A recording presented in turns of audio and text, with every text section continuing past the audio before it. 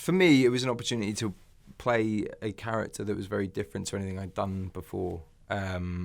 Exploring, like, you know, a guy who'd been in jail, a kind of bad dude gone, you know, trying to go good again. I think that sort of storyline resonated with me in a very new way. Having the opportunity to work with my little brother and Tim Spall, who were also attached, and I think for me, I saw so much potential in the script, and the fact that it is very relevant, you know, still now, but also just it explores sort of a part of London that I didn't think had been explored that much recently. Now it's a desirable new London neighbourhood with a sustainable community.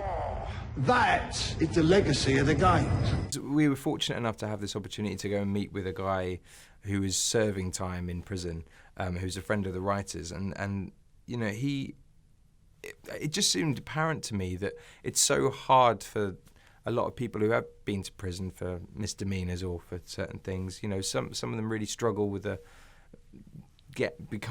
coming out and sort of actually getting back into society. Even if they want to, they're almost expected to get pushed straight back. So it was interesting. It was really eye-opening for me, an eye-opening experience that not every bad guy is just a bad guy. Like, there's always sort of two sides to every story, and of course, I'm not sort of saying that the guy was innocent in any way, shape or form, but I think it was just it was interesting kind of hearing it from that perspective. I'd never ever spoken to anyone who'd been in prison in that much detail. So that, as I say, it was mind-blowing to me. I'd never really watched any boxing matches. I'd seen a few big fights, but I'd never punched anyone. I'd never been punched, never put on a pair of boxing gloves before this film. And as I say, I'm addicted. I do it every day. I love the fitness side of it more than the actual being punched in the face, personally.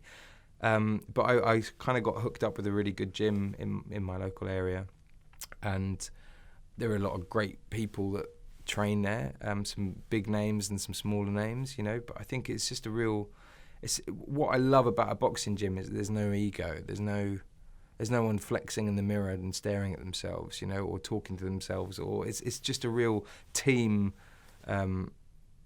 sport, bizarrely, and there's so much more. As a sport, I think I admire boxers so much more than I ever thought. I thought the aim of boxing was to hit the other person until he was knocked out, but actually it's just, you know, avoid getting hit as well, lasting 12 rounds. There's so much more to it than just punching.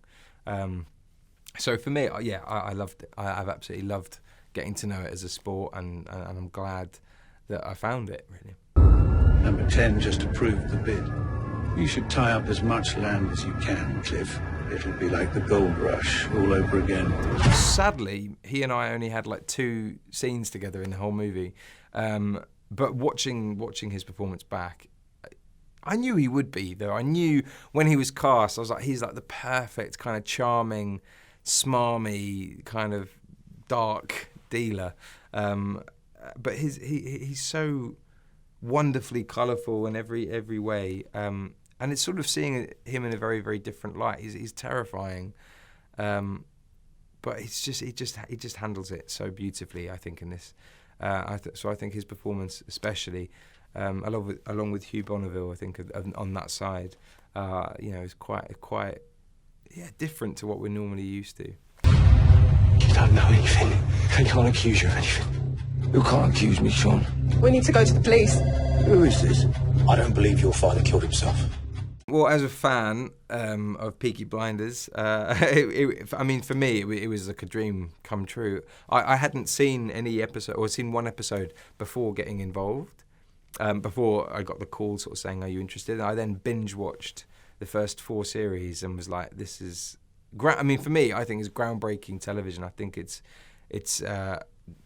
you root for the bad guys. I mean, there are badder guys than the bad guys, but you know, at the tail end of it, you know, the Shelbys are nasty people, but you sort of root for the villain. It's so bizarrely unique in that respect. Well, I suppose The Sopranos was sort of similar, and you know, Boardwalk Empire. But I think this is the English equivalent, and this, to me, seems to have more colour, and this series, you know, sees Tommy Shelby kind of entering into a new world of like Parliament, and so I think that is you know, interesting in a very, very different way.